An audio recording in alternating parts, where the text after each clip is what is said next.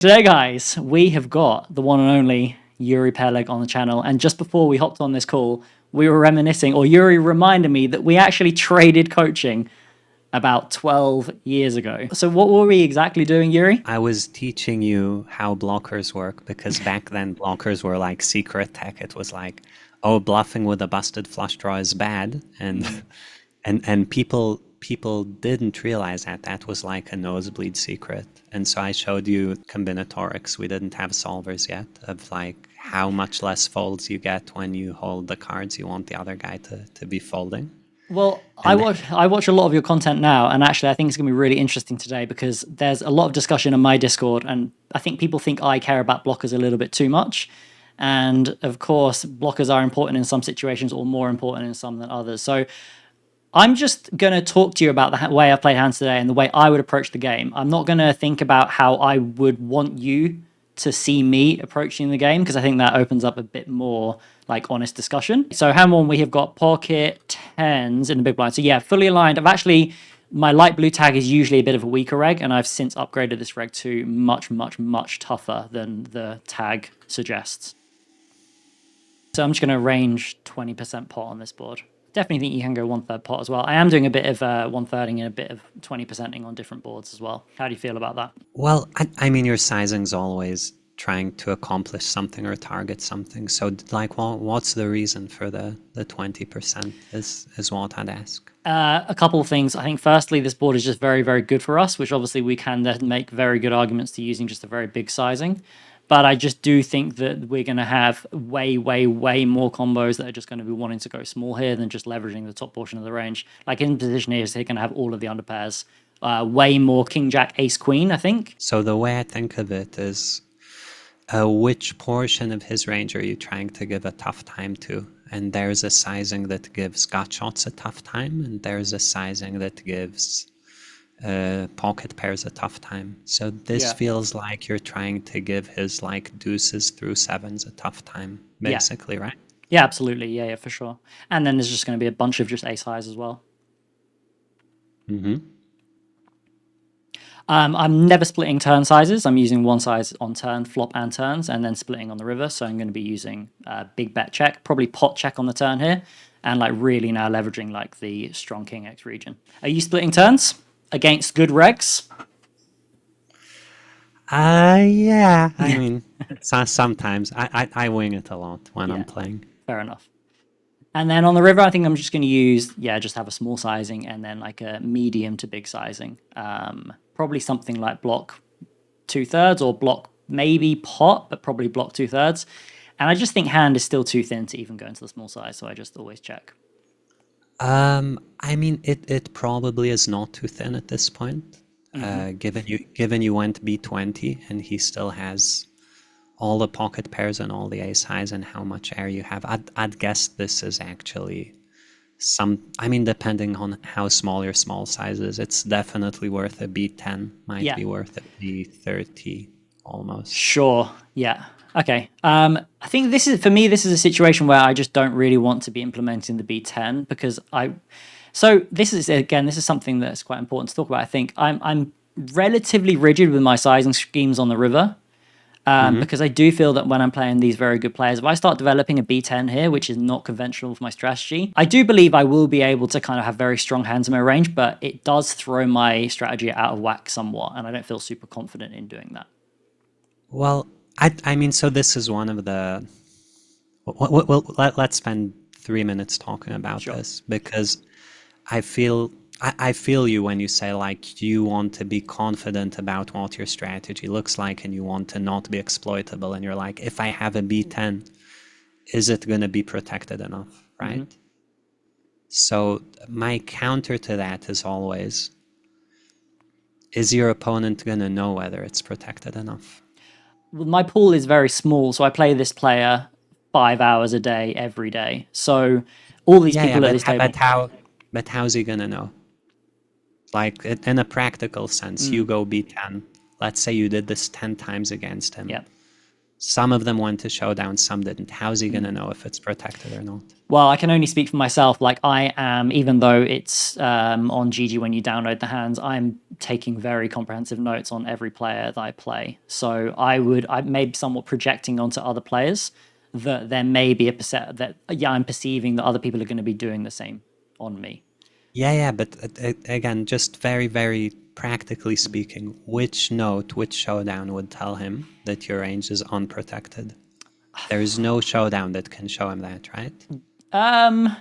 He can only see, like, the fact that you have a weak hand or a bluff or a medium hand. The core of the range should be hands that want to beat 10, and there should be a small amount of traps in there. And the fact that he never sees a trap doesn't tell him that there are no traps in there. Right? Sure. Interesting. And this isn't a spot that's going to come up a lot. So the risk you take by it, like you said, let's say you decide to RNG 5% traps, and in reality it's supposed to be 15%. It doesn't really matter. So the implementation of a B10 is actually a lot easier than you might imagine it to be, because you kind of take the core of the range, you RNG some bluffs, you RNG some traps. No one's going to know if you're RNGing correctly. It almost doesn't matter in that sense. Like, do you RNG 5% bluffs or 15% bluffs? There's no way anyone can know. And then you have the B10, and the B10 kind of straight up gains you EV for a group of hands. Sure. Right? Like it's a pure EV gain for the core of the range, and everything else is just support. So yeah, I would imagine you could explore that at some point. Yeah, it's sure. not as hard as you imagine it to be. Okay. Yeah, noted for sure. Interesting. But yeah, you're gonna check river, and I assume he's gonna bet. No, it is going to go check. I think when we're doing these live sweats, showing all of the kind of minutiae of hands actually is really beneficial to people watching as well, because it's not just these constant triple off, check raise, barrel off hands that are very, very common, you know. Every hand versus Joe, apparently. Yeah.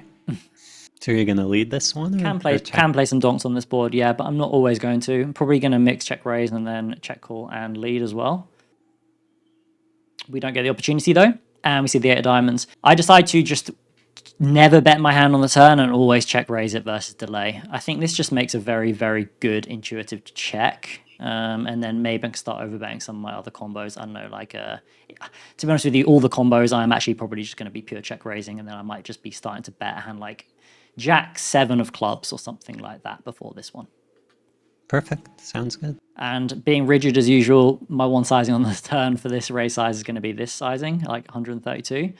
And this just allows me to do, yeah, this with all of my raises as well. I'm not going to split my raise sizing here. I don't think is necessary.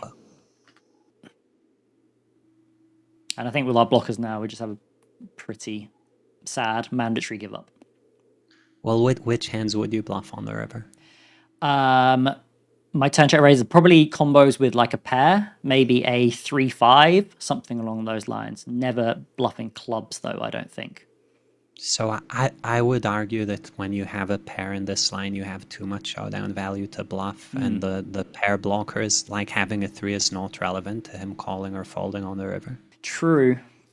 I guess when we're blocking folds, so I guess we are actually in a sense unblocking folds here with our clubs, because I think Joe does bet a number of clubs on the flop as well. So the thing about these turn check raise spots is, like you said, your range is centered around draws. Yeah. For bluffs, and so there is kind of no way around having to bluff some bad blockers. Otherwise, you just don't have bluffs. So the bad blocker could be a 5, it could be a club. But I think that if you just go clubs give up without kind of digging deep into, like, are you check raising King 5 of diamonds? Is that in your range even to bluff with? No. So you might actually end up here either with no bluffs or with very inefficient bluffs, like a 3-5 that can just go check and win against his ace highs. Yeah. And actually, fundamentally, like, no, I actually wouldn't bluff 5-3 here on the river. I wouldn't check raise 5-3 on the turn. I would just check call. Yeah. So these, again, this is turn check raising is so equity centered that it's one of those spots where the heuristic of don't bluff busted flush draws has to break down a bit. Yeah. So if we are going to bluff a hand that's going to contain clubs or club, I'm struggling to see where those bluffs are going to be coming from. Maybe like a king club 5. Did min open, small open. I, I mean, so one option would be to load up a sim, and the other option would be to just say, like, fuck it, let's RNG some of our bad combos and go with them. I think that's probably the better approach. And also, we're both winging it here. We haven't looked at any sims, so we're just trying to figure this out as we go. Yeah. He actually does check back a hand that I'm very surprised to see. You're not winning, though, right? No, I'm not winning, no. Which I think has pretty significant equity in this spot, in this node, in this line. Yeah, so him checking back tens should tell you something about how he perceives you in this spot. So what does this tell you? It's telling us that he's just assuming that we have hands like we have, that we're just giving up to check fold, and that we're in fast play node as well, and that when we do continue on the river, he can probably safely fold pretty happily. And also when we do check, we probably just check folding range or close to. So the decision to bet with tens has to do specifically with your checking range, and for sure, when you check fold 80% or so. But some of the time, you're supposed to get there with either a pair, so say 9-5 of clubs, right, or like you said, check raise the ace of clubs deuce, and then check the river. So you're supposed to have some hands that can show down. Even ace highs, right? Ace of club 6, I imagine could check raise turn. And then you're also supposed to have some traps on the river. Whether or not he bets tens depends on the ratio between your traps and your hero calls. So either he thinks you have too many traps, or he thinks you never have hero calls. And if I had to guess, he thinks you never have hero calls. What would you agree with? I would actually think it's the opposite. I would think that he doesn't think I have traps. Sorry, yeah. No, but then he'd bet his tens. If you don't have traps, he's free rolling. Yeah. But perhaps that's a wrong assumption. Honestly, I'm not sure. Or he's just not proficient in the dynamics of this one. Like I said, Joseph is very good, so I'd be surprised. Yeah, it's like in theory, his hand is sort of a mix, I'd guess. I'm not sure it's a pure bet. I'm sure it's close. But it's probably a pure bet in practice against most guys. I think so, yeah. Okay, so we 3-bet small blind versus cutoff. This is also a spot, again, I'm going to be using the very small bet. I feel like this is actually quite helpful to see it to be against Joe again, because now we're kind of picking up a few dynamics about sizes and hands that have chosen to bet and not bet. So face the big bet on the flop. I think nothing else to do but call. And you did see, by the way, that his pocket, like the big size was tens, the small size was a gut shot for stabbing. Yeah, right? Absolutely. Right? Anyway, I call. I think this is the standard option in this spot, and I turn 2-pair. So it does go check, and we see a jack on the river. So I'll tell you what I was thinking in game here. I obviously block calls when I bet from the ace-x region. I figured that I unblock bluffs very, very well here, but now in hindsight, I'm kind of suspecting that Joe will be betting the turn with a number of his bluffs. A hand like 5-4 of clubs, or 7-8 of clubs, 7-6 of clubs, or even just like a king-queen. I do expect a lot of these hands to continue barreling the turn, so I kind of would have preferred to have seen myself value bet the river here. As for sizing, I'm not too don't feel too strongly either way between maybe small or medium size, probably small. Would you have a big size here? I think if I'm going to have a big size after it goes check, I'm probably wanting to use very big sizes with flushes, yes. So tell me, which 2 sizes are we going? This one with the SPR, I think I'd probably be using 1/3 all in. 1/3 all in, and 1/3 is for which hand class? Like an ace queen, an ace 10, something around the bottom of that's the bottom of the region, like ace 10 probably, ace 10 of spades, something like that. Ace 10 of spades. I feel like ace 9, ace 8 is becoming a little bit too thin here when in position stabs big on the flop. That's fair. And then this hand would be, I guess, strong enough to go all in. It actually would be, and then, but we do block calls heavily with this combo, so I'd be more inclined to use a small sizing with this hand. That's why I think checking was okay in game, because I'm blocking calls. Okay, yeah. It's just nitpicking which bucket you throw this in, and anyone is okay. I'd kind of say, to me, when the hand is strong enough to go all in, and I don't expect him to be raising you. Yeah. I, like, this is one of those spots where I wouldn't feel obligated to even protect the small size. Sure. Unless, right, like you only, this would be a trap. You want traps if he has a raising range, and then for him to have a raising range, he has to either slow play the turn or improve to ace jack. Yeah. Or just be, I mean, I guess this guy, he might check back ace queen and raise a turn block, but that seems too thin. So I'd probably just shove personally, but Sure. I Because can see block. So my in game, as I said, I did check with the reasons because I was blocking cooling range so heavily. But I think that blocking probably would have been, or shoving would have been a better option in hindsight. No, I think check's good. Check's fine. I don't mind check. Because on the 4 of hearts, he is going to have so many ace-x that check back. So what do you make of the showdown here in terms of like decision to go big on the flop? Do we think that there was some stuff going on here? I mean, I think that's his sizing's choice. Agreed. Again, it's not super clear. This is a hand that it is supposed to stab big and follow through fairly often. I wouldn't be shocked if it even follows through on the 4 of hearts at fairly high frequency. Agreed. Not sure what made him give up, but yeah, then once he gets to the river, showdown seems fine, even though he's not going to win this one. So we open MP here, we get called by Yoshi in the big blind, we go with a c-bet infrequently on this board. Think combo is a bit more than global, but I still go with it sometimes. Face the big raise, which I'm expecting is the size I'm going to face, and I'm just going to call. And this is where it gets kind of interesting because I'm expecting a range bet here from out of position. I think this is probably one of the highest EV cards for out of position. Yeah, agreed. And then I receive a check on the turn. I guess this is maybe a question I'd like to ask you. So like in this scenario here, like I feel that this is a range bet from out of position, which therefore makes this probably a range check for me when they do check. But does that mean we should not bet?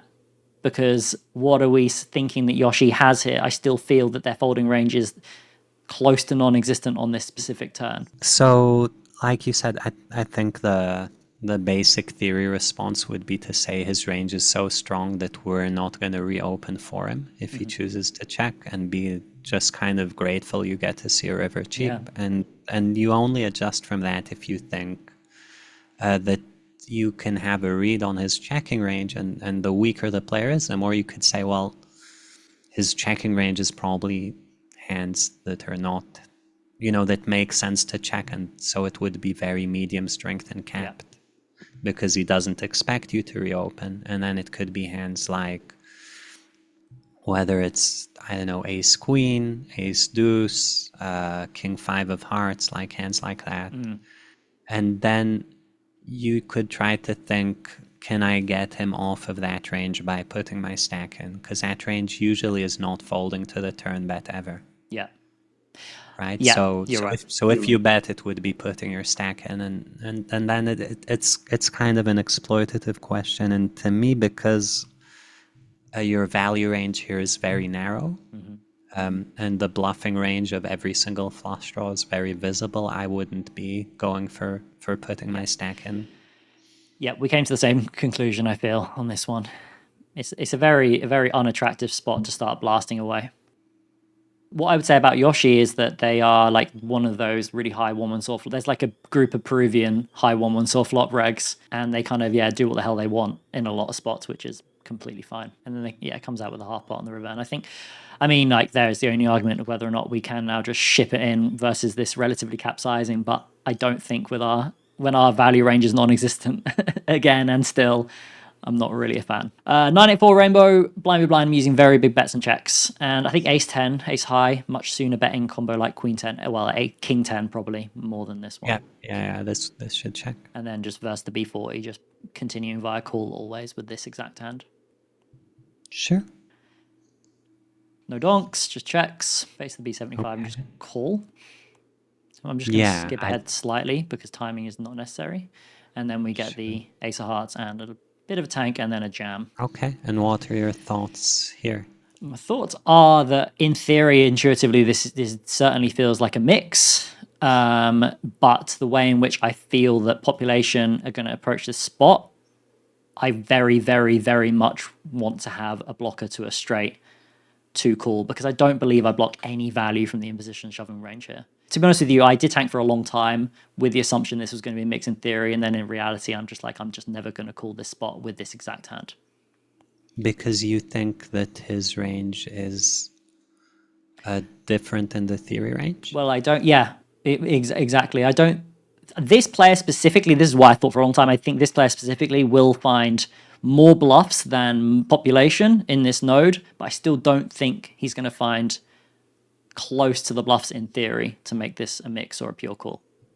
Oh, so you're saying you just dislike this spot, generally speaking? Yeah, in the blind v blind node, where I think it's quite intuitive to front door your straight draws flop turn as well, while you flop and then on the turn to bet way too strong as well. And then, so how many straight combos would you say he has here? I imagine like the suited combos quite infrequently. Most of them are going to 3-bet close to pure, and then there'll be the 7-6 offsuit, some Jack-7 offsuit, Jack-7 suited for sure, and then an RNG'd amount of Queen-Jack.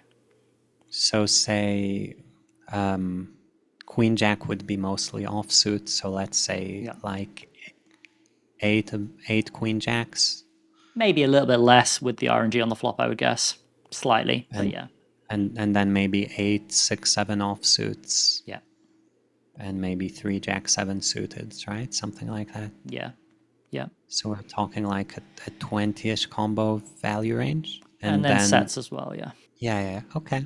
So 27, so he would get to bluff how many combos with his sizing? Is this a kind of thought process you have in game, or are you just thinking like, where does my Yeah, I mean, this is why I tanked for 5 time banks. I couldn't quite come to the scientific number in the end to figure it out exactly. So he's shoving 3.5 times pot. Yeah. And he was like, did you say 27 combos? Yeah, so the more his bet size gets big, the more he gets to have the same amount of value in bluff. So let's say he has, let's say he gets to have 20 bluff combos, right? And then we would start saying, well, there's 7-5 suited and 5-6 suited. Some of the time those would be in there.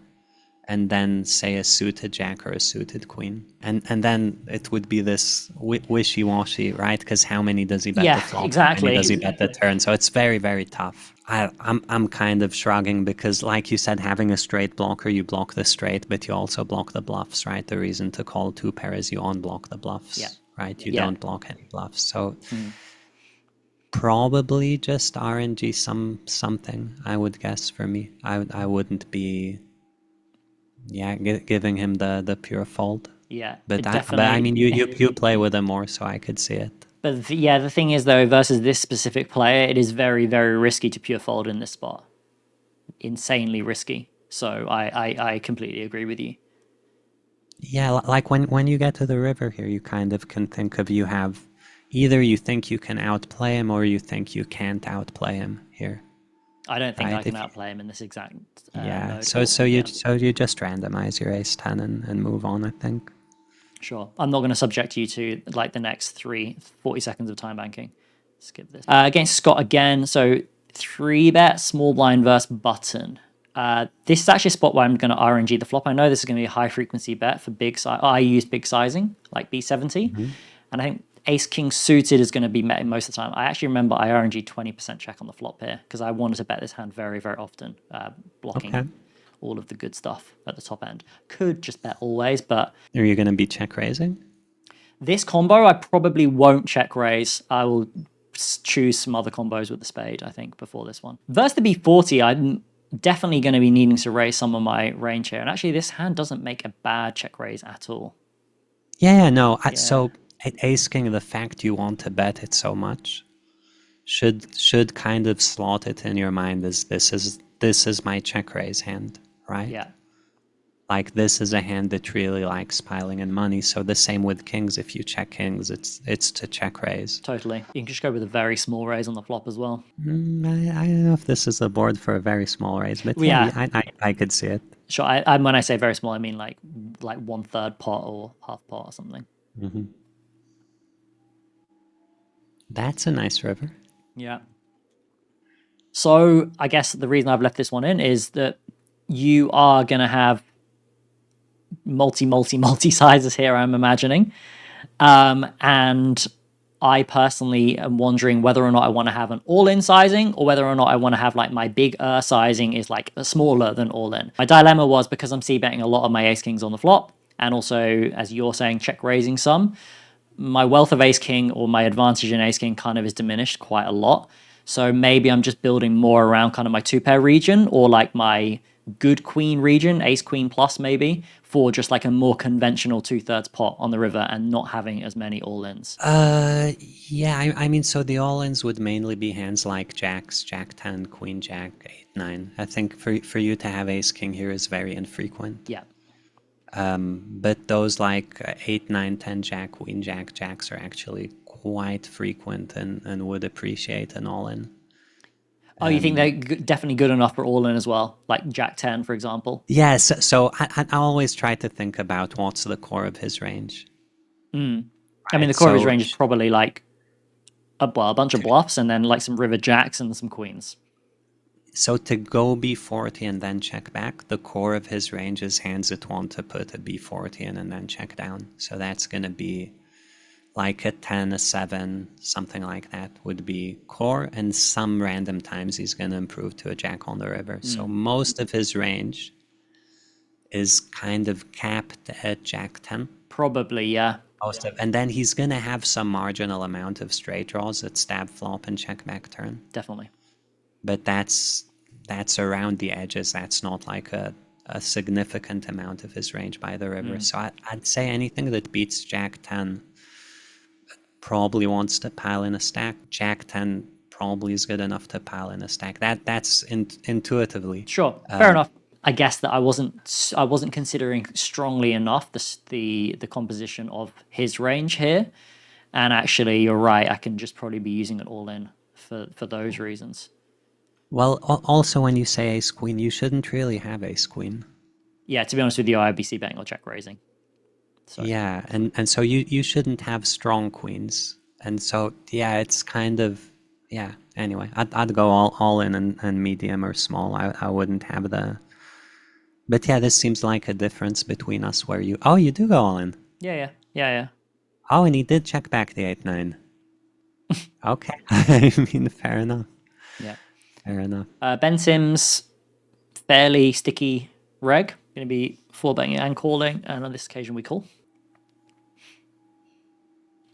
So this is one of those combos that probably always calls twice and sometimes calls river just due to blocking ace queen, right? Yeah, literally correct. And like it's like the difference between queens and jacks is quite significant in the sims that I've seen for this spot for sure. I think a lot of people watching this video will fold queens on the turn here versus the b70. I think it's quite uncomfortable. It's actually more than b70. Yeah. It's actually a custom. So maybe I'll just throw out like the way to think about turn is you're certainly calling your ace x. And so the next tier of hands is pocket pairs like kings, queens, jacks, tens, and that tier is gonna be indifferent on the turn. And then out of those, queens is probably the best one to call. So it probably just calls and you mix with the other ones.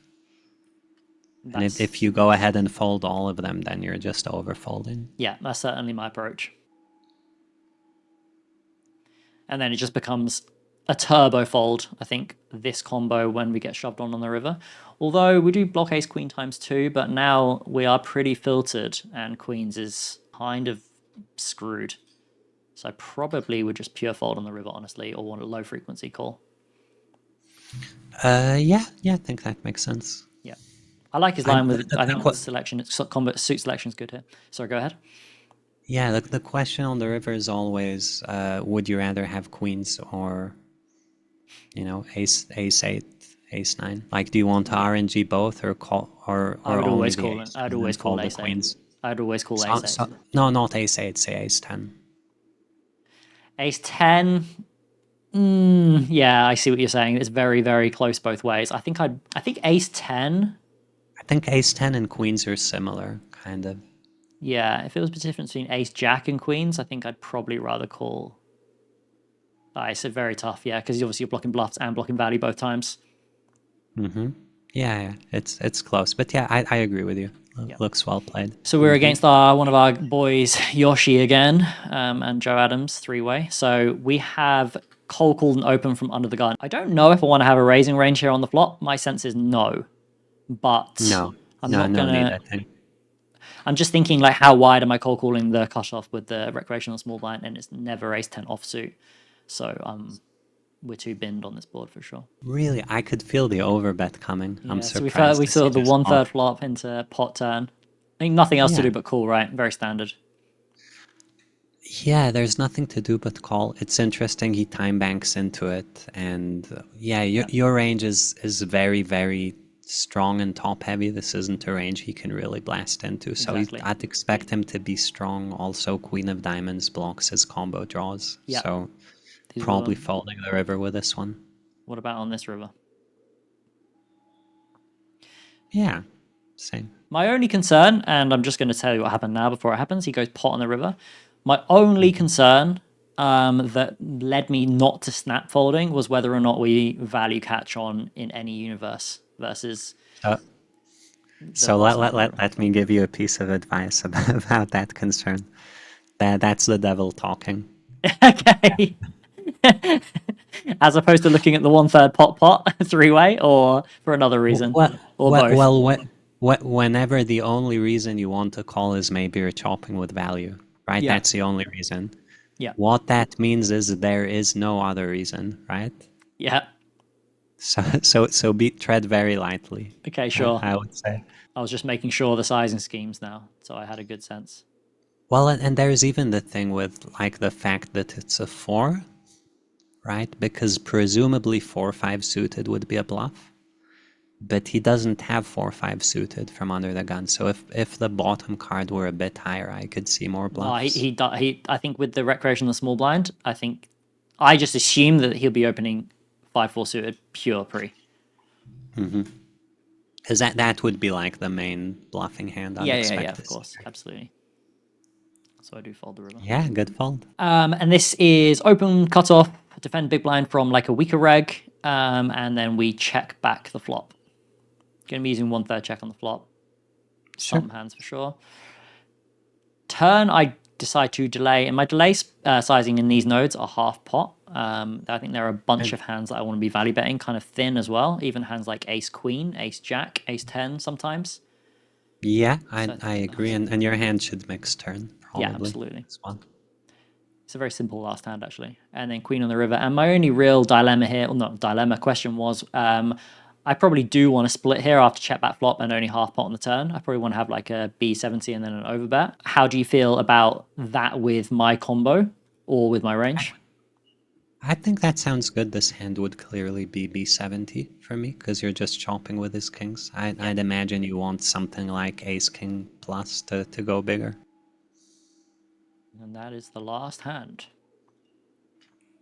Nice. Nice hand. Okay, well, I've got to say, well, firstly, thanks for coming on, but also, I definitely felt like, because we haven't done a call in a long time, and because you're someone I haven't done videos with, and I know that you have like quite a strong authority around like CFPs and coaching, and like you're very knowledgeable, it definitely, I don't know if you experience this, but certainly for me, I find it much harder to explain the reason that I'm doing things as opposed to when I'm actually playing live. I think I'm quite good at being able to figure things out in real time, but not really able to justify myself. I just wonder how you got to the point that you're able to kind of really explain your thought process in like that minute detail. Is it just practice? No, I think this is one of the...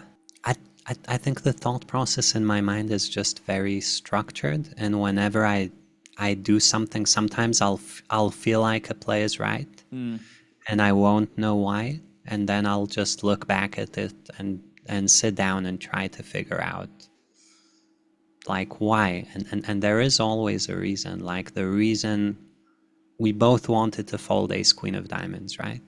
And in theory that's a bluff catcher, so you should RNG and look at blockers. Sure. But we were both like, this spot's terrible, right? Yeah. We both had the same intuition. And then the next step is to ask why. And you were saying maybe it's because he went third pot, three-way. And I would counter, like, to me it's not so much the third pot three way. It's just that your range is so uncapped in that node. There are very few combos of like super high equity turn bluffs for him, because how does he get to the turn with a draw that's better than a gut shot? Yeah. And so there's something structural there. Like, we could sit down and break it down, but there's something about that spot which we both sense before we can explain it. We can sense it in our gut about, this is just a terrible bluff catching spot. Yeah, sure. Yeah. And I think the ace 10 you kind of felt is a bad bluffing spot. I wasn't sure, and that's why I was trying to break down the combinatorics and see, and I couldn't make it a good bluff catching spot for what it's worth. So I can see the fold there. But yeah, I think you have to kind of pause and ask yourself, what's going on here that I can explain. So the key to developing the skill would be if you had to coach people a lot. Yeah, sure. Well, I mean, coaching is not something I'm interested in, as for sure. I find it too difficult to explain the minute details, but it's really, really helpful to hear your thought process, and I love watching your videos for that reason as well. It's very, very, very beneficial for me. So I really hope we can do more videos in the future. And actually, if anyone who's watching this video would like to see Yuri on the channel again, we are going to consider doing one on his channel as well. Let us know in the comments below, and we can definitely link up again, okay? Yeah, perfect, Ben. So thank you for inviting me. And great to see how much progress you've made. Like, people who don't know, I think we were both playing NL 200 or NL 400 back in the day when we met. It's crazy, isn't it? It's crazy to think. And now we're, everything's different. I've seen you in the 5K streets. I think I've seen you playing 10K as well back in the day. Yeah, not for long, but yes. Those stakes require a different type of resilience, I feel like, to take the swings. And always a pleasure. So thank you very much. All right, thanks, Yuri. See you soon, guys. Take care.